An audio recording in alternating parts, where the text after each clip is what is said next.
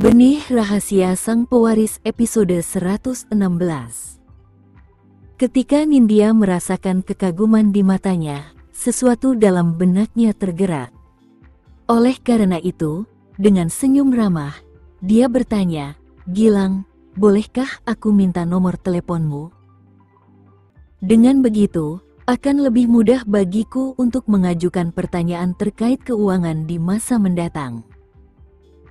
Awalnya Gilang tertegun dengan permintaan itu, namun saat merasakan antusiasme Nindya terhadapnya, ia pun gembira dan segera mengeluarkan ponselnya untuk bertukar nomor telepon dengannya.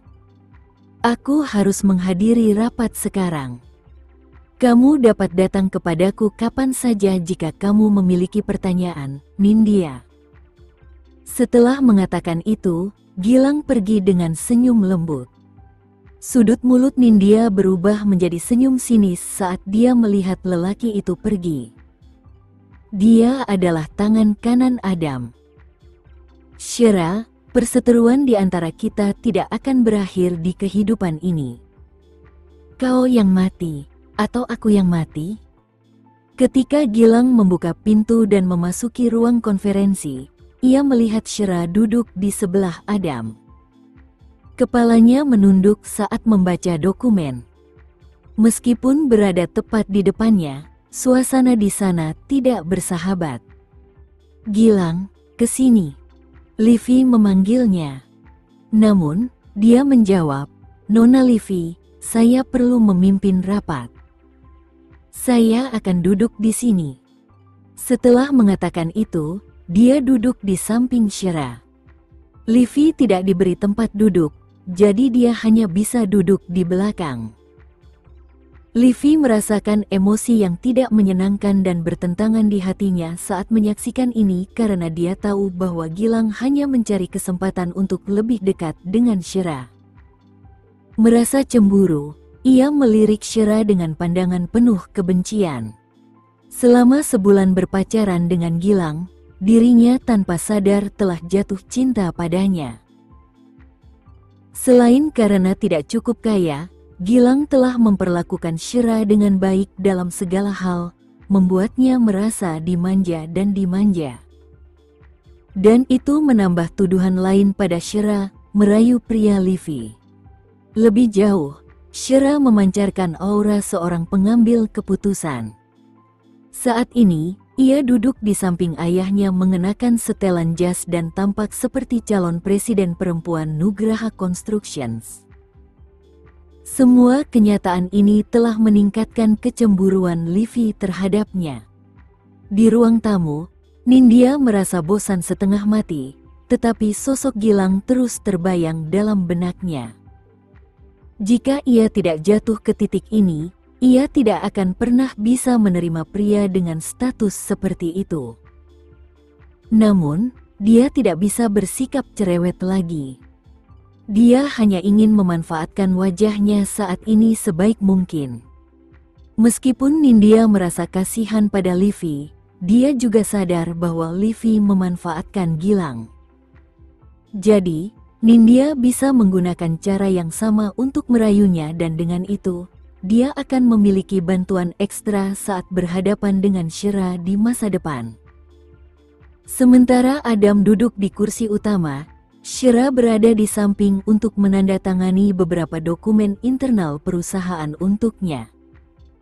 Mata Gilang tertarik dengan gerakan Shira yang rapi saat menandatangani, yang membuatnya iri pada Kenzo. Mengapa dia bisa memilikinya? Tanpa Kenzo, dia pasti akan mengejar Shira dengan sepenuh hati. Namun, dengan pria seperti Kenzo, Gilang tidak punya peluang sama sekali. Livi mengira dia ada di sini untuk menghadiri konferensi, tetapi dia tidak siap menghadapi siksaan melihat Shira menangani dokumen di samping ayahnya dan Gilang yang sesekali mengintip Shira. Livi bahkan tidak sempat berbicara, dan dia tidak punya kegiatan apapun. Seperti orang bodoh. Pada akhirnya, Livi tidak tahan lagi dan karena itu, ia menemukan kesempatan untuk keluar. Kemudian, Ia pergi menjemput Nindya sebelum mereka pergi bersama. Kamu sebaiknya tinggal, Nindya menasihati Livy. Apa gunanya? Melihat Shira belajar mengelola perusahaan ayahku? Belum lagi penampilannya yang menggoda. Dia tidak tahu apa-apa selain cara merayu seorang pria. Bahkan Gilang mengintipnya beberapa kali. Livy merengek. Benarkah? Pacarmu juga ada di sana? Kalau begitu, Shira benar-benar tidak punya akal sehat, kata Nindya sambil menunjukkan ekspresi puas di matanya. Nindya teringat cara Gilang menatapnya. Meski ia sadar bahwa tatapan itu karena ia tak bisa mendapatkan Shira dan itulah sebabnya Gilang sedikit tertarik padanya, ia tak peduli. Sialan dia. Ayahku hanya punya Shira di matanya dan tidak pernah punya aku. Nindya, ayo kita belanja dan nonton film, kata Livy. Baiklah. Aku akan mengikuti apapun rencanamu, jawab Nindya. Dalam hati, dia merenung, aku punya banyak waktu akhir-akhir ini. Sementara Livy mengeluh tentang kelalaian ayahnya, yang bisa dipikirkannya hanyalah bersenang-senang. Setelah konferensi selesai, Adam mengundang semua orang untuk makan siang dan tentu saja, Shira tidak akan menentang keputusan ayahnya. Ponsel Shira berdering sekitar pukul 10:30 pagi. Ia mengangkat telepon itu begitu melirik layar ponselnya. Halo. Jawabnya dengan nada riang, dan bibir merahnya melengkung. Kamu tidak pulang untuk makan siang? Tanya Kenzo di ujung telepon. Tidak. Aku akan makan siang dengan ayahku dan rekan kerja, jawab Shira. Apakah Gilang juga ada di sana? Tanyanya, sedikit kesal. Apakah Presiden Wiharja selalu ragu pada dirinya sendiri? Apakah kamu percaya aku akan memiliki perasaan terhadap pria lain? Jawabnya dengan nada geli. Jangan bicara padanya, apalagi kontak fisik, perintah Kenzo dengan nada mendominasi. Baiklah, aku akan berusaha sebaik mungkin. Shira terkekeh. Begitu suara desahan marah Kenzo terdengar di telepon, Shira langsung menjadi serius. Baiklah. Aku akan melakukan apa yang kau katakan, oke? Hiburnya. Baiklah, aku percaya padamu. Kenzo merasa tak berdaya dan menggerutu dalam hati. Apalagi yang bisa kulakukan selain percaya padanya? Jaga Leon untukku. Aku akan pulang untuk memasak makan malam-malam ini, katanya. Kau bisa serahkan Leon padaku. Jangan khawatir, katanya meyakinkan. Lega rasanya melihat dia mengurus Leon, jadi Shira tertawa kecil. Baiklah. Aku akan menemani ayahku makan siang sekarang. Gilang, yang tidak jauh dari situ, menatap wajah Shira yang tersenyum dengan penuh obsesi. Jauh di lubuk hatinya, ia tahu bahwa Kenzo adalah satu-satunya pria yang dapat membuatnya tersenyum begitu cerah dan menawan. Sesampainya di lantai bawah, Shira masuk ke mobil ayahnya dan berangkat. Saat mereka melewati mobil sport di tempat parkir, Adam tak kuasa menahan diri untuk tidak meliriknya beberapa kali. Demikian pula, sebagai seorang penggila mobil, Gilang juga mengincar mobil sport, karena ia tahu itulah mobil yang dikendarai Shira saat ini. Sementara itu, di Villa Kenzo, Leon dengan penuh harap menunggu makan siang siap sambil memperhatikan Kenzo bekerja di dapur. Kenzo tahu beberapa hidangan yang disukai Leon, jadi di sanalah dia, mengenakan celemek dan belajar memasak hidangan dengan menonton dan mengikuti petunjuk langkah demi langkah di iPad. Akan tetapi, meskipun ia seorang pebisnis hebat, ia bukanlah seorang jenius dalam hal memasak. Ketika Kenzo selesai memasak kaserole ayam, ia menyadari bahwa ada lapisan pasta hitam di bawahnya, yang membuatnya tidak bisa dimakan. Tak menyerah, ia mencoba menumis beberapa wortel, yang merupakan kesukaan Leon, tetapi rasa wortel tumisnya juga tidak enak. Pada akhirnya, setelah tuan muda Kenzo menghabiskan waktu berjam-jam sibuk memasak di dapur, ia sampai pada suatu kesimpulan. Ia menghabiskan setengah jam dan memasak tanpa hasil apapun. Awalnya dia begitu percaya diri dalam mengurus Leon, tetapi kini, kepercayaan dirinya telah terpukul keras. Saat ia tak berdaya melepaskan celemeknya, Kenzo menyadari bahwa saat itu sudah pukul 12.10 siang. Biasanya, Leon sudah makan siang sekarang. "Ayo, Leon. Aku akan mengajakmu makan siang yang enak," katanya. Meskipun Kenzo mungkin tidak punya bakat memasak, ia punya kekuatan super lain, yaitu uang. "Benarkah? Itu fantastis. Tapi bukankah kamu baru saja memasak, Tuan Wiharja?" tanya Leon polos. Pada akhirnya, Kenzo memilih untuk mengatakan yang sebenarnya. "Ahem.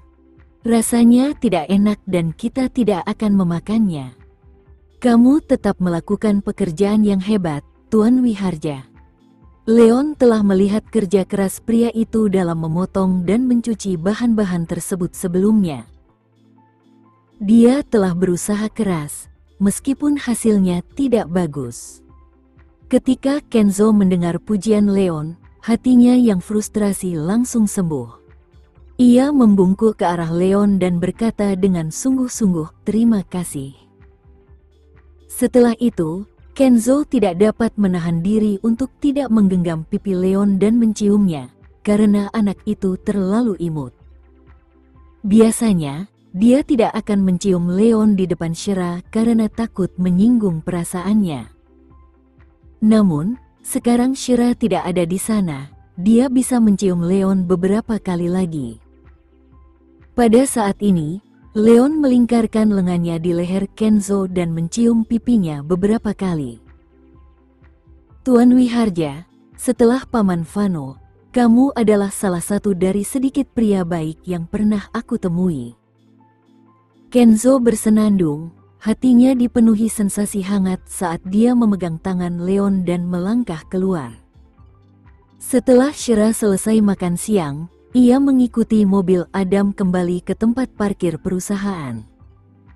"Ayah, aku pergi dulu," katanya begitu keluar dari mobil Adam. "Shira, maukah kamu pulang untuk makan malam pada malam Natal?" tanya Adam sebelum dia pergi. Menatap mata ayahnya yang penuh harap, Shira berpikir sejenak dan berkata, "Tentu. Aku akan membawa Leon pulang untuk malam Natal." Mendengar itu, Adam berseri-seri. "Bagus. Aku akan meminta Rahel menyiapkan lebih banyak makanan, terutama beberapa makanan kesukaan Leon," katanya dengan gembira. Shira mengerti bahwa ayahnya hanya menginginkan keluarganya harmonis, tetapi hal-hal tertentu tidak dapat diubah. Sama seperti tidak ada cara untuk menghilangkan kebencian Rahel dan Livy terhadapnya. Saat Shira keluar dari tempat parkir dengan mobil sportnya, ia berpapasan dengan mobil Gilang.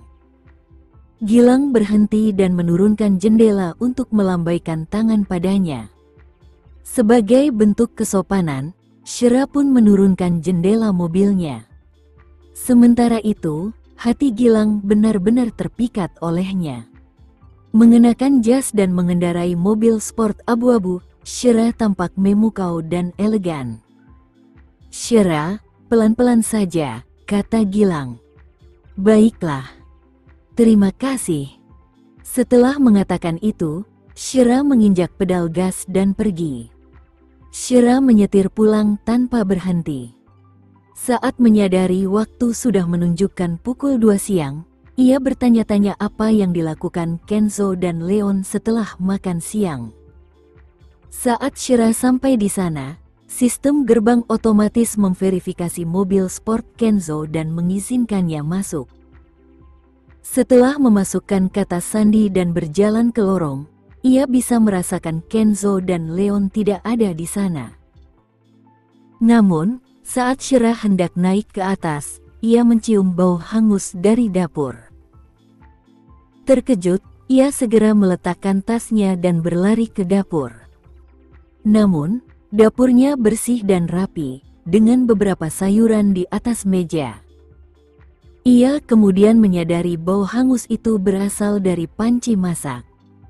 Karena penasaran, ia mengintipnya dan ia merasa geli sekaligus terharu.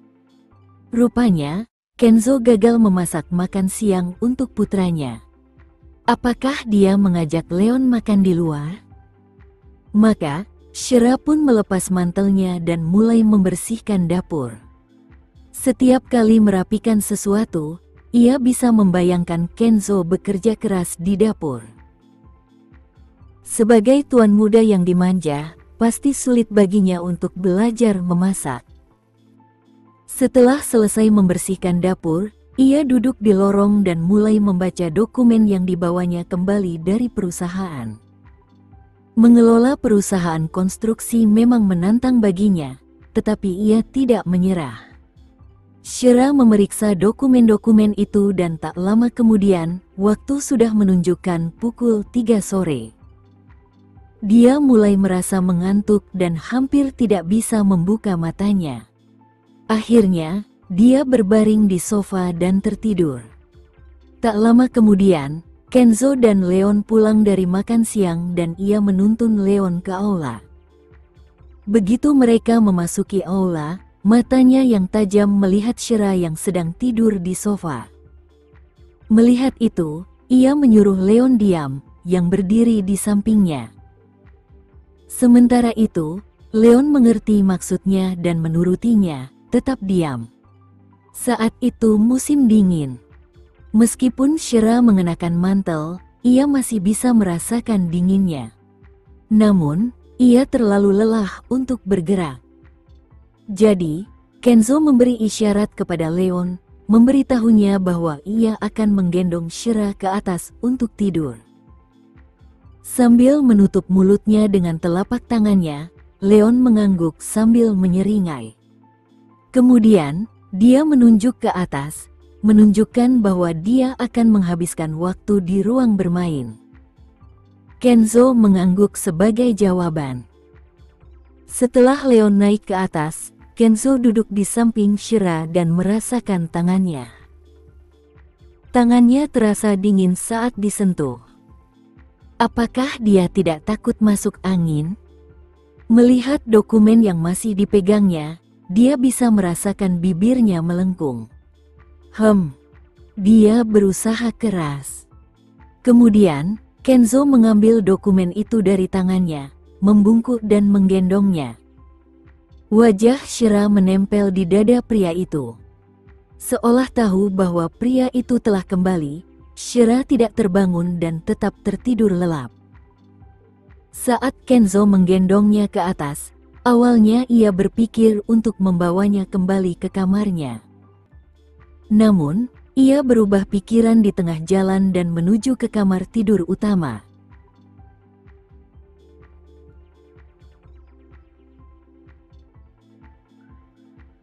Sekian dulu ya video kali ini, kita lanjutkan lagi videonya di lain waktu.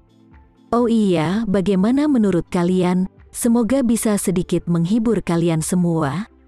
Untuk teman-teman yang baru nonton, jangan lupa subscribe ya, hehehe.